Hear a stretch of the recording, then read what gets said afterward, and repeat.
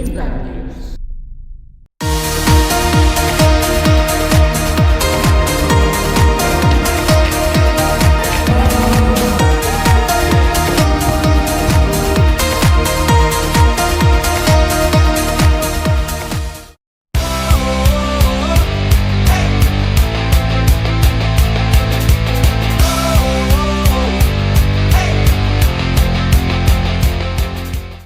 Oke Giner, hari ini kita berjalan-jalan dan ingin mencari tahu tentang PT Condong. PT Condong ini kita berada di tempat pengolahan kelapa sawit. Sebelumnya nanti kita akan berkelana juga ke kebun di daerah Pakenjeng ya.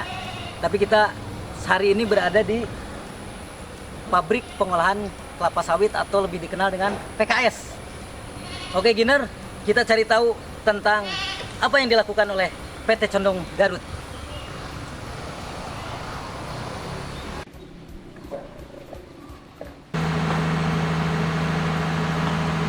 Selamat sore Pak.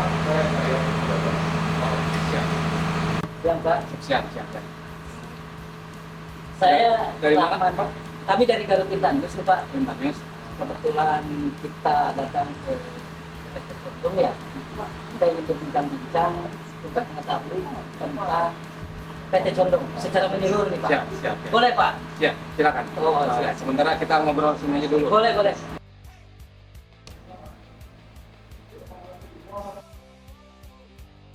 Pak Bambang, Siap. kami dari Garut Intan News ya. Tadi kita sudah memperkenalkan diri. Kita ingin mengetahui tentang PT Condong nih. Jadi informasi yang kita dapat, PT Condong ini kan sudah lama ya di Kabupaten Garut. Tapi mungkin ada sebagian masyarakat yang mungkin belum tahu apa itu PT Condong, terus bergerak di bidang apa gitu. Jadi saya akan meminta waktu kepada Pak Bambang untuk lebih kita ngobrol tentang PT Condong secara menyeluruh biar saya untuk pribadi nih Pak bisa paham gitu ya PT Condong ini seperti apa. Boleh Pak ya? Siap. Bapak Bambang sendiri yang nanti Mungkin akan saya akan sampaikan, jelaskan mengenai masalah mengenai PT Condong Garut. Untuk lebih ininya mungkin kita di tempat lain boleh itu Pak. sambil jalan supaya lebih santai. Siap. Ya gitu itu. Sebelumnya saya ucapkan selamat datang di Terima kasih, PT Condong Garut. Mungkin baru pertama kali nih di bisa sini. menginjakkan kaki di PT Ya, Condong. baik, terima kasih atas kedatangannya. Insya Allah semampu saya akan menjelaskan mengenai profil kembali PT Condong Garut secara global ya kita gitu ya. Mungkin kita akan lebih ini lagi di tempat di ruang. Mohon, siap Pak. Kalau ini ruang sekretaris keuangan. Oh ini ruang administrasi. Keuangan ya betul. Sebagian staf yang masih di luar.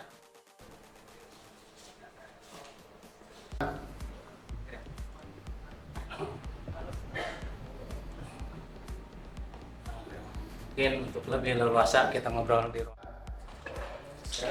Ya, terima kasih Pak.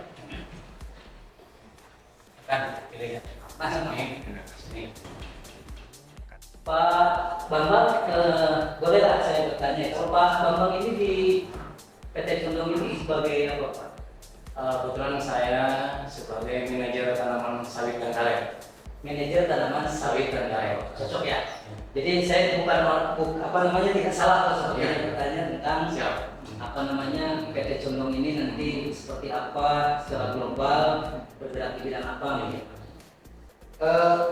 Kalau boleh tahu PT Condong ini sejak kapan nanti kan berdiri gitu Pak? Kalau boleh saya tahu Pak. Baik. Kalau berdiri sudah sejak tahun 1910 atau 17. 1917. Berarti sebelum merdeka PT Condong ini sudah ada ya? Hanya dulu dikuasai atau dilaksanakan oleh PT Jawati di Inggris. Oh dari Inggris, bukan bahasa Inggris. Khusus di sini kebetulan bahasa Inggris, sehingga terjadi perubahan sejak tahun 76. Kita PT Senong mulai diambil lagi. Berarti dari perusahaan Inggris 1917 itu PT Condong tahun 76 mulai itu kan ya. Sebelumnya ada dari PT lain. Kita Eksisinya tahun 76. Siapa lagi itu Pak? Jadi ada perubahan ini. Perubahan pemegang saham sehingga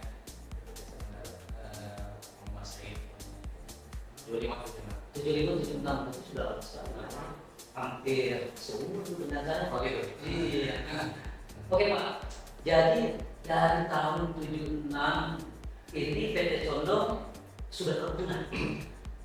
Dari mulai tahun 1900 pun 1917 itu udah berguna, cuma dulu tanaman karet. Kalau dulu Tanaman karet. Nah, sejak tahun 76 komoditi bertambah, jadi tanaman karet dan sawit. itu sejak tahun berapa? 76. 76 itu jadi tahun 76 sudah Sawit kan? sawit.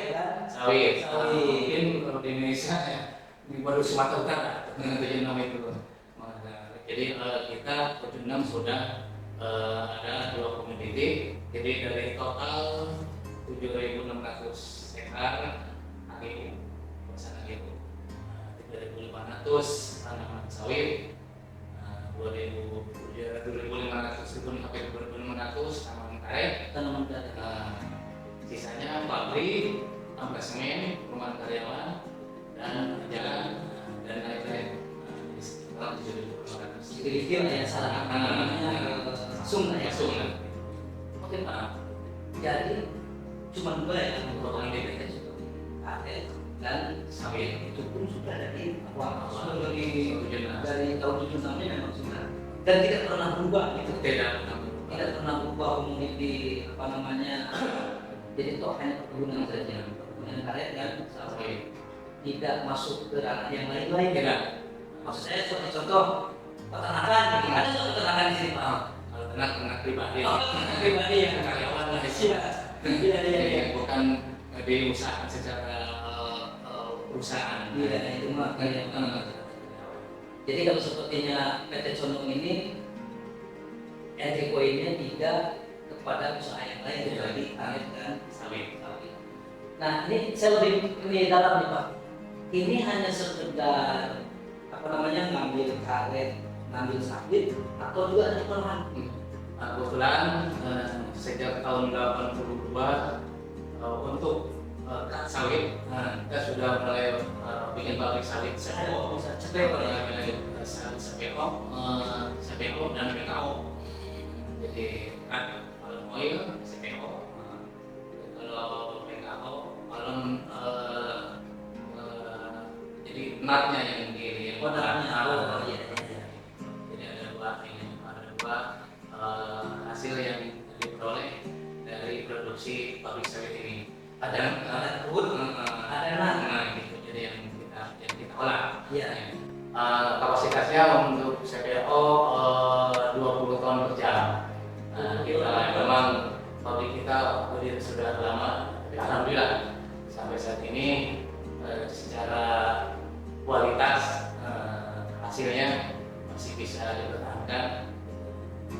Jadi masih bisa menguntungkan.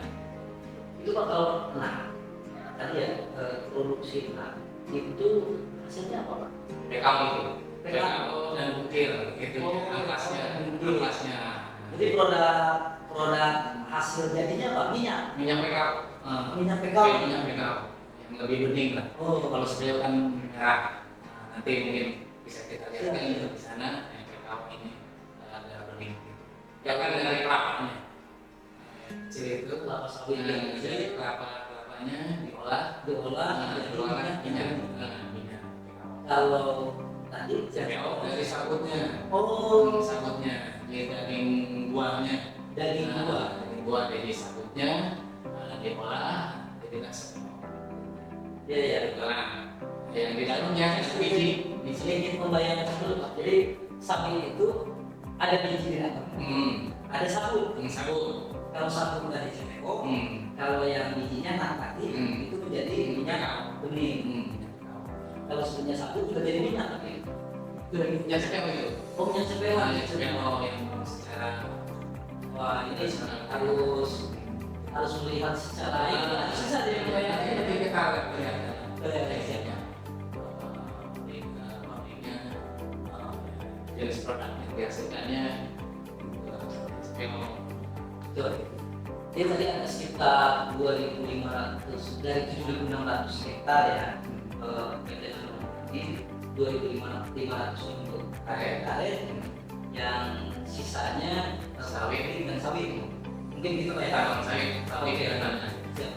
Ini berapa dengan lahan seperti itu berapa tenaga kerja Pak? Sekarang tenaga kerja di angka 1.000 lebih, 1.039. 1039.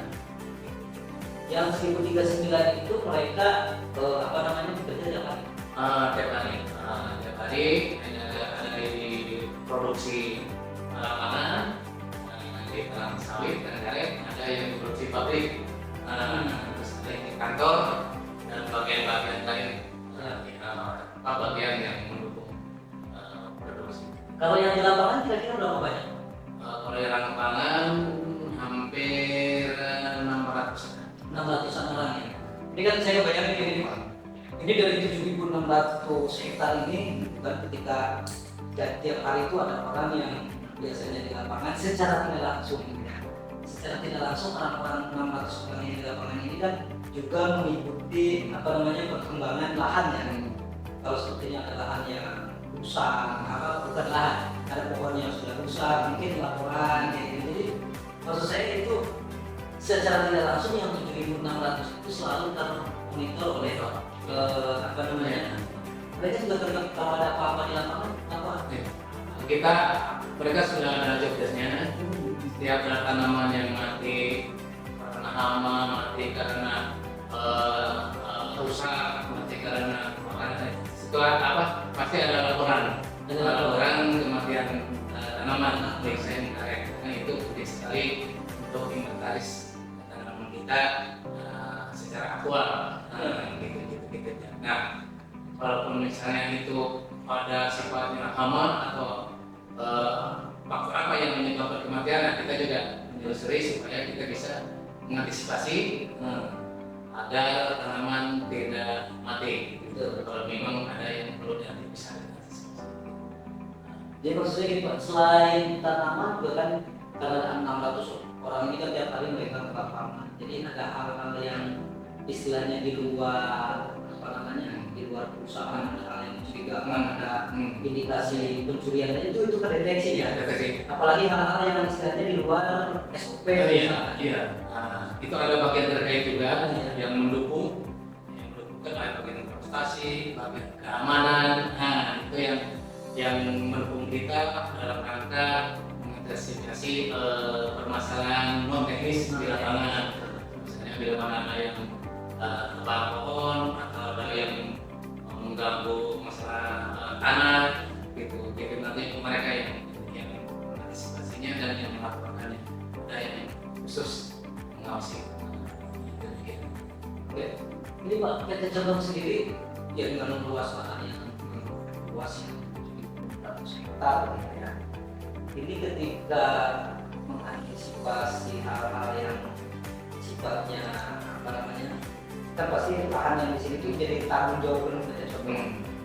Itu ada bagian khusus untuk menangani yang di luar teknis tadi. Kalau sepertinya ada longsor gimana? Itu tetap menjadi tanggung jawab kami dari tanaman bekerjasama dengan bagian terkait bagian bangunan itu untuk memperbaiki bila mana ada jalan longsor. Dan kami pun sejak tahun 2019 ada area yang kosong ya, karena tanaman yang mati, hama, kebakaran, atau tanamannya masih bisa berkembang sari karena masih muda. Kita bekerja sama dengan para karyawan dan masyarakat sekitar untuk Bangsari.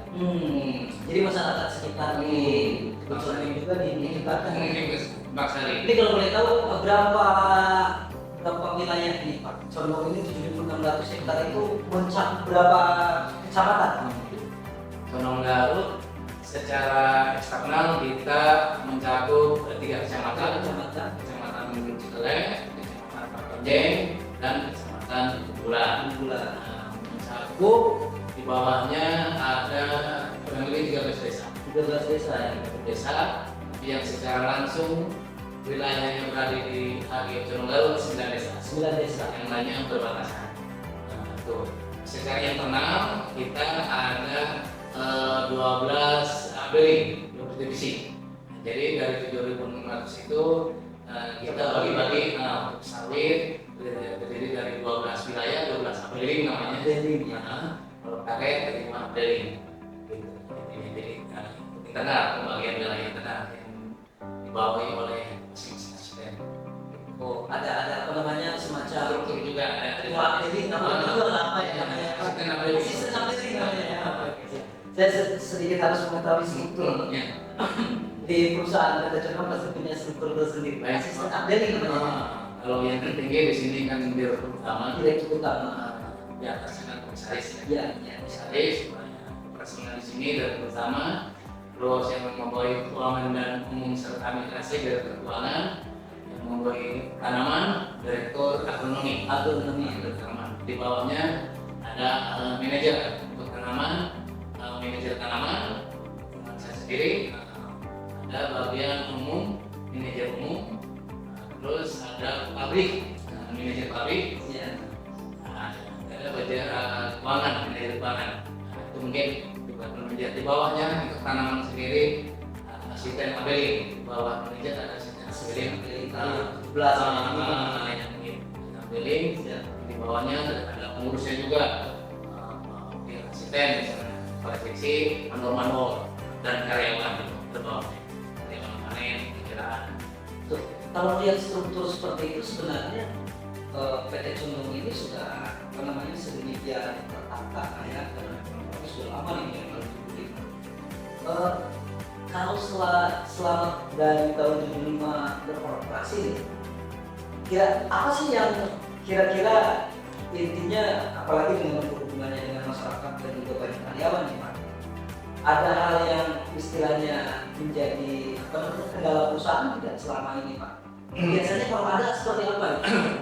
Kalau kendala Selalu ada ya, juga baik non teknis maupun teknis itu selalu ada. Tapi kita selalu selama ini sudah terjalin dengan baik dengan pihak dengan pihak desa yang berada di lingkungan desa. Dengan dinas-dinas terkait, dengan Muspika, mungkin sekarang perpekerjaan itu kita dengan dinas terkait juga kita selalu berkoordinasi untuk bila mana ada masalah musyawarah. Alhamdulillah saat ini kita masih terus itu musyawarah sehingga kita mencari solusi yang terbaik buat semua, ya, buat desa, buat masyarakat, buat karyawan. Kita akan selalu berupaya. Ini Pak, kalau boleh tahu nih, sampai PT Condong ini kan karet sama sawit, akan ada perubahan komoditi tidak ke depan Pak? Mungkin bukan perubahan tapi regenerasi nanti. Kita kan tanaman ada yang sudah tua. Oh iya. 94, sawit 94, 96, 98. Kan itu perlu regenerasi. Nanti kita sudah membuatkan bibitan. Itu kita buatkan bibitan. Juga bibitan ini untuk rencana kemitraan. Oh iya. Kita siapkan itu juga Semacam kayak CSR mungkin kemitraan bisa plasma bisa istilah kemitraan Kemitraannya gitu. Nanti kita bersama untuk bisa mengembangkan perekonomian masyarakat sekitar dalam jangka panjang. Yang jangka pendeknya kita udah bersama dengan masyarakat tukang sari itu. Tukang sari. Nah. Biasanya kalau tukang sari tanaman apa? Tanaman jagung. Jagung. Di antara salah-salah tanaman komoditi utama. Sebelum pusat ya. Sebelum pusat itu ya area yang masih tanaman muda, yang belum ternaungi secara menyeluruh areanya. Tapi kalau sudah ini, mereka juga berdiri sendiri, dan area-area yang kosong yang akibat mati karena hama, ada juga hama, kebakaran, yang insya Allah di tahun ini kita akan tanam, akan kita sulam area-area yang kosong. Kalau kemitraan dengan masyarakat, hasilnya itu untuk masyarakat apa perusahaan juga? Kita secara produk aja, menampung pembelian. Selama ini kita udah berjalan. Kita tahun 2014. Jadi perusahaan pun ada peran serta. Iya. Dari kita mulai mungkin penyediaan fasilitas bidik. Karena kalau bidik ini tidak sembarangan. Jadi kita udah mengambil 2 tahun, mungkin dari situ bidik, mungkin nanti kerjasama dengan pembinaan, gitu. Mungkin ke depannya mencari dana untuk biaya pemeliharaan dan sebagainya, gitu. Nanti kita arahnya ke sana supaya masyarakat sekitar juga bisa menikmati bukan yang jangka pendek saja atau jangka panjangnya, berbentuk kita rencana tanaman sawit ini bisa bermitra dengan masyarakat. Nanti ada kerjasama tersendiri, buat pemilik tersendiri untuk masalah bagi hasil atau nanti mereka jual kita karena produknya kita jadi untuk kita beli. Jadi perusahaan sendiri siap menampung. Iya. Jadi masyarakat yang tanamannya di sini tidak harus mencari lagi. Iya. Ya, karena memang kadang-kadang pemasaran nih Pak yang dari masyarakat itu produksi besar. Mana nih? Justru kita kelebihannya kalau kerjasama dengan kita yaitu masalah pemasaran kita jamin, dan kebetulan ini yang terdekat gitu. Kalau mungkin di Sumatera banyak pabrik, sehingga bisa dijual kemana-mana. Kalau di sini yang terdekat di sini. Kalau di Pulau Jawa ini hanya 3-4 pabrik, Bogor sama Banten. Jadi jauh-jauh. Jadi mereka kita bina sampai pasarannya, kita pembeli penjualannya. Ini tadi selain perusahaan ini juga ya bermanfaatnya. Iya. Ini terakhir ya Pak. Kalau hubungan dengan para tadi ya ada 3 kecamatan, ada 13 desa yang eksekutifnya 9 desa. Hubungan dengan para kepala desa seperti apa nih Pak yang sedang berjalan? Alhamdulillah sampai saat ini kita masih berkomunikasi dengan baik. Juga kedatangan dari desa. Alhamdulillah intinya kita bermusyawarah untuk kemajuan desa, kemudian masyarakat, kemajuan desa Garut dan lingkungannya. Alhamdulillah sampai saat ini kita masih terjaga komunikasi, koordinasi kerjasama yang baik dengan mitra kita desa-desa di lingkungan desa Garut. Ini memang harus kita terus kita jalin bersama supaya situasi dan kondisi kondusif. Ya, PT Condong Garut selain memproduksi atau menanam berkebun karet dan juga sawit, namun juga memberikan peluang kemitraan dengan masyarakat, baik itu menanam sawit atau memelihara sawit ya, yang notabene hasil dari sawit tersebut langsung ditampung oleh PT Condong. Sementara untuk kembang sari, masyarakat dibebaskan atau diperbolehkan untuk menanam jagung, kacang, palawija dan sebagainya di sela-sela tanaman-tanaman yang masih belum berproduksi atau masih baru tumbuh. Dan dari hasil tanaman tumpang sari, hasil palawija tersebut, PT Condong sama sekali tidak menerima spesial pun itu hal betul-betul pure untuk kepentingan masyarakat yang ada di sekitar PT Condong. Baik, Giner, kita sudah bincang-bincang dengan Pak Bambang sebagai manajer tanaman karet dan sawit di PT Condong Garut ya, Pak. Mungkin setelah ini tidak selesai sampai di sini nih, kita coba akan melihat ke area lahan Condong, terutama apa yang sudah dilakukan oleh PT Condong terhadap masyarakat di sekitar.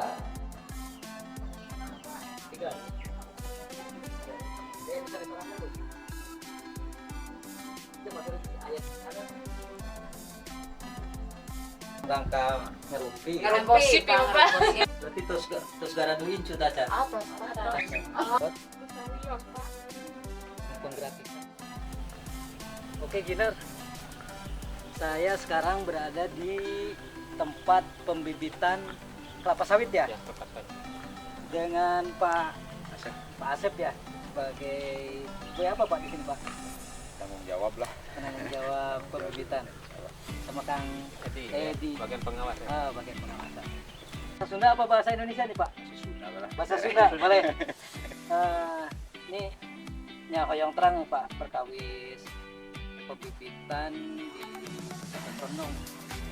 Dia spesialis pembibitan di bawah pengawasan Condong langsung. Kamu saya Pak pembibitan. Kanggo Condong sendiri atau tapi kanggo masyarakat umum oke.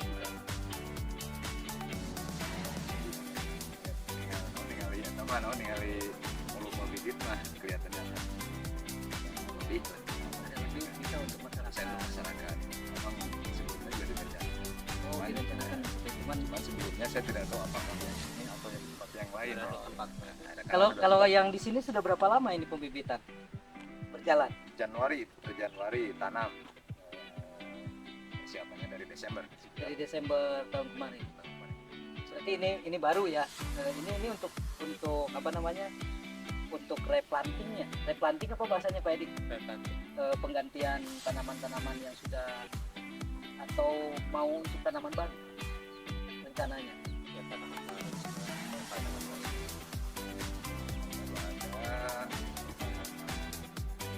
juga ada nanti lokasi juga ada areal spot-spot yang kurang Bagus.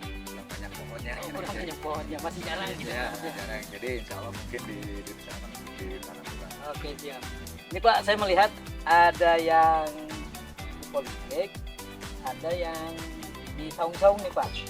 Ini bedanya yang tanaman itu yang saung sawit juga? Sawit ya? Itu untuk Oh, jadi di sana itu untuk ini dulu, terus nanti dipisah-pisahin di polybag. Ya. Oke. kalau pemeliharaannya normal mungkin setahun setengah ya Pak. Jadi 4 bulan di free istilahnya free nursery, 1 tahun kurang lah Di polybag. di polybag besar. Baru bisa ditanam di area tanah, di Di tanah lapangan. lapang. Ini kalau boleh tahu nih, biar Giner juga tahu. Ini benih sawit itu dari mana nih Pak? Dari biji atau pola-pola ini polanya pakai apa? Biji ya, dari biji. Dari biji ya.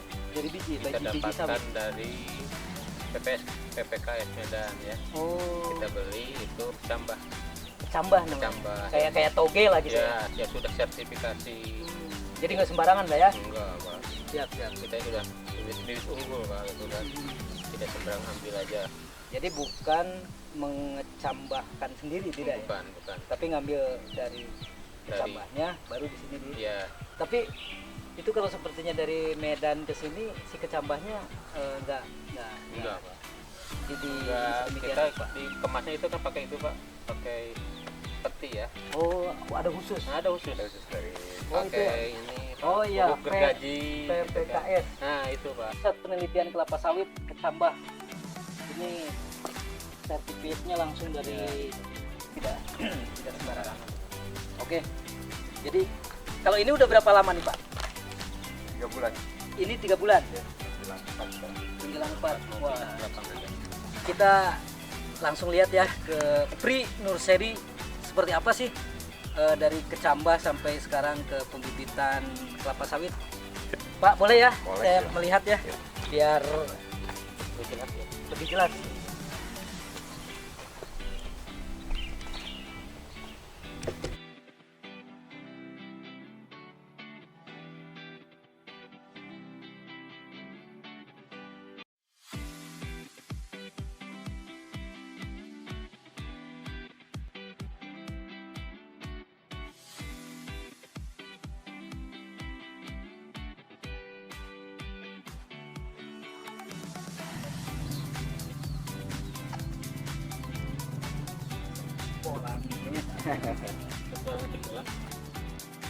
Oke, siap, Giner. Kita sedang berada di pabrik pengolahan Kelapa sawit. kelapa sawit PT Condong Garut. Nah, ini area masuk. Kita ingin bincang-bincang dengan Pak siapa Pak? Pak Agus Pak Agus ya. sebagai asisten olah Pak. Oh iya. Olah PKO.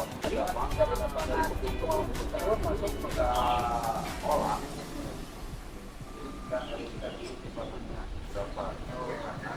Itu catat yang satu terus sekarang itu ada timbangan. Ya berikutnya itu kan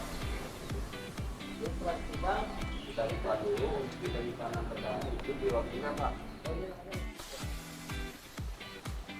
Oh, ini yang di tempat apa namanya? Ya penyimpanan sementara TPS. Oke, Giner. Nah, ini penampakan dari kelapa Kelapa sawit ya. sawit TPS. Ini kelapa sawit itu ini sabutnya. Ya ini intinya Ya, sabutnya itu dijadikan menjadi CPO Pak. Oh, yang CPO itu Yang malah CPO-nya sabut, dari teman-teman. sabut. Oh. Nah, hasilnya dari apa sabut ini apa nanti Pak? Hasil gunaannya gitu. Maksudnya Selanjutnya. ya ini ya memang batu ini juga udah berminyak Pak. Iya. Pak, kalau dari sabut itu Ya, dipres jadi minyak CPO, kemudian si fiber jadi fiber, si fibernya nanti jadi bahan bakar. ampasnya itu fiber itu. Untuk boiler. Jadi kan setelah kita dipres Pak itu kan ada sabut yang udah Semua clean. manfaat Pak. Betul, betul, betul. Yang udah Kemudian clean ada itu kan cangkang, bahan bakar. ada kernel, Dalam ada biji. Ada biji dan cangkang. Ada PKO gitu. Cangkang juga itu Pak kan kita olah terpisah antara cangkang dengan biji itu udah terpisah lagi. beda lagi Beda lagi pengolahannya. Prosesnya gitu. Kalau yang minyak kelapa yang biasa kita goreng di rumah untuk minyak goreng itu dari Bisa. Dari apa, biji dari- kelapa. Dari biji dan bijinya sabut itu. bisa. Oh, itu. Mengolah lagi tempat lain. Buat.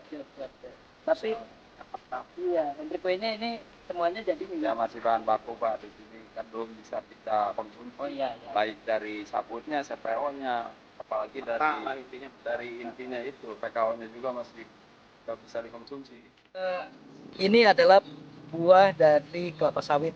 Nah, ini ada sabut, terus di dalamnya itu ada biji, juga ada apa tempurungnya ya. Ya tempurung. Jadi tadi Pak untuk memisahkan sabut dengan tempurung ini dengan pola apa? Pertama direbus dulu. Direbus Setelah dulu nih? direbus nanti dipres. Dipres? Ya. Oke, Dengan setelah- sendirinya terpisah, nanti sabut sama bijinya itu terpisah. Jadi kan Dengan sendirinya. setelah kita perebusan dengan matang gitu Pak, kalau udah matang ini direbus, jadi ini gampang, nggak sulit ini. nggak sulit untuk dibuka ya. Jadi lunas. Betul. Nah setelah sebelum kita pemisahan, sebelum dipres itu dilumat dulu Pak. Digeser perlu Digeser itu dilumat dulu supaya betul-betul ya setengah lepas gitu. Setengah lepas ya. Iya. Nanti setelah itu masuk ke mesin pres, dipres sampai kering dengan sabut. Yang ke Nah. bawah itu apa selat itu campuran lumpur, Iya, masih air, campur. minyak. Ya. Kadar-kadar itu. Sehingga biji ini yang daleman yang nantinya akan jadi yang bening tadi Iya. itu terpisah dengan Terpisah. sendirinya. Setelah sebelum kita proses untuk pemisahan, berarti harus ada pengeringan dulu Pak. Jadi supaya agak kering. Kalau basah kadar airnya tinggi. Kalau basah Kalau ya itu kering, intinya kadar kadarnya airnya tinggi. Nah setelah itu kita dicabik-cabik gitu Pak. Ya. Sebelum untuk pemisahan. Nah nanti di bawah itu proses ada pemisahan antara sabut dengan biji. Jadi melalui hisapan Pak. Sedotan. LCDS. LTDS itu. Jadi intinya yang berat berarti turun, Turun. yang ringan berarti Naik ke terhisap. atas. Nah, baru terpisah antara biji dengan Sabut. Sabut. Ada mesin Gitu. pemecahnya juga, Pak. Jadi sabut ke bawah. Bukan. Oh. Si biji ke bawah karena berat itunya berat. PC-nya berat jenisnya. Berat jenisnya. Sabut ke atas. Sabut ke atas, baru terpisah. Ini tadi Kang, ini berarti kalau udah warna begini, ini biji sawit matang. Udah sempurna, ya? Pak. Udah sempurna Ini ya. ya praksi 3 gitu, Pak. Kereta matang panen itu udah jatuh Iya. 3. Oke, saya pertanyaan terakhir nih. Ya. Antara hasil minyak dari sabut dengan biji itu lebih besar mana Pak? Ya, lebih banyak mana? nih Ya hasilnya? kalau acuannya kita menghitung rendemen, Pak, Ya. berarti lebih besar dari biji. Oh, kalau ini kotor ya segala ada gitu. Iya, karena ini kan acuannya kalau dari sabut, ya dari sabut ya gitu. Paling kita cuma dapat 20% hasilnya. Kalau dari biji itu Kalau biji 40. Kalau dari sisi harga, Iya. bagusan yang hasil sabut apa dalaman? Inti dan dalam. Inti.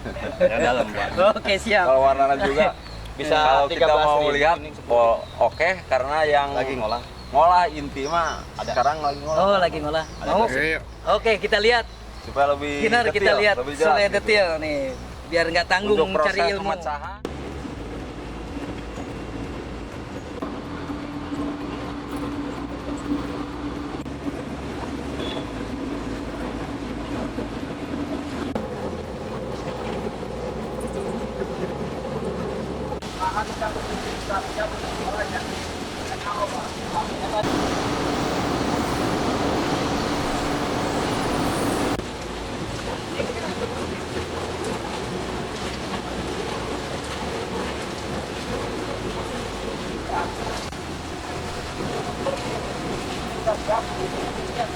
Ini dari yang ada dari ujung sana sampai ke ujung.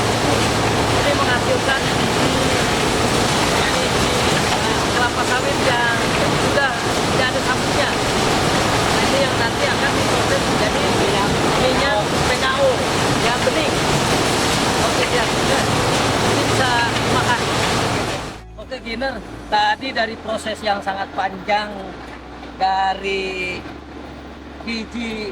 dari buah sawit yang masih ada ini baru dari pohon diproses di depan tadi, kemudian menjadi Kernel. apa namanya nih Pak? Kernel. Jadi cuman Bahan biji baku. intinya doang. Jadi PKO. Nah, setelah melalui proses, maka ini hasil dari namanya PKO. Ya. Jadi masih belum bisa dipakai goreng bala-bala, belum bisa Pak ya? Masih belum bisa dikonsumsi, masih perlu proses lanjutan. Tapi ini sudah kelihatan, ini adalah minyak hasil dari kelapa sawit. Iya, dari biji kelapa. Dari biji kelapa sawit yang tadi masih hasil dari proses yang begitu panjang. Iya. Oke, terima kasih Pak Sama Pak. atas informasi ilmu yang bermanfaat tentang pengolahan kelapa sawit PKS di PT Condong Garut. Oke, Giner. Saya sedang dengan Bapak siapa, Pak? Dengan Pak Dadang.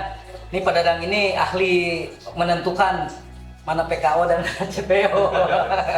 Jadi ini Pak yang bening namanya minyak apa? PKO ya. Kalau yang ini Itu CPO. CPO. Berarti kalau yang ini berasal dari Dari kernel. dari biji kelapa sawit ya. Ini dari sabut. Ya, sebut. Oke. Ini Pak, kalau sepertinya boleh tahu dari dua ini yang jadi minyak untuk goreng bala-bala yang mana nih Pak? Dua-duanya bisa ya? Tergantung yang ngolah di tempat lain, Pak. Oh gitu, jadi ini dua-duanya sepertinya bisa. Yang membedakan apa?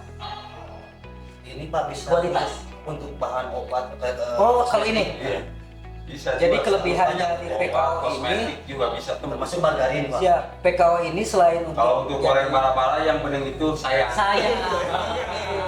ini kalau untuk goreng bala-bala saya, tapi lebih ada yang lebih bermanfaat untuk kosmetik atau untuk Obat. obat. Iya. Nah kalau ini nanti untuk diolah lagi Pak ya. Iya. Kalau ini sudah bisa dipakai? Belum, Masih belum ya? Ini udah bening begini belum bisa dipakai. Jangan coba-coba itu. Ini masih belum bisa dipakai. Apalagi yang Ya, Ini- itu. Ini butuh proses berapa lama lagi nih Pak? Di tempat lain, mesti Di tempat nyalain. lain ya. Kalau di Yang kami penting- kan nggak ada proses. Oh iya, PT Condong Jadi hanya kami menghasilkan jual setengah mentah. jadi PKO dan PKO. CPO. Oke, ini PKO yang bening, CPO yang ini hasil dari sabut, Iya. ini dari kernel. Dari biji. Namanya kernel ya, kernel inti. Oke, kita pertegas ya, Giner, ini yang bening hasil dari PKO. PKO ini berasal dari kernel, dari biji inti dari kelapa sawit yang tadi kita perlihatkan. Kalau ini namanya CPO. Nah, jangan terbalik ya. CPO ini hasil dari sabut, kelapa sawit. Jadi, namun demikian dua-duanya ini bisa dikonsumsi tapi diolahnya di tempat lain. PT Condong ini hanya memproduksi dua komoditi, CPO dan PKO. Jadi tidak ada produk lain di ini kecuali karet lah. Karet itu masih, kalau karet kita tidak, ini kita ke kelapa sawit. Jadi tidak ada pertambangan di di PT Condong. Yang ada adalah produk minyak hasil perkebunan pure, hasil perkebunan dari kelapa sawit, CPO dan PKO. Oke, atur nuhun.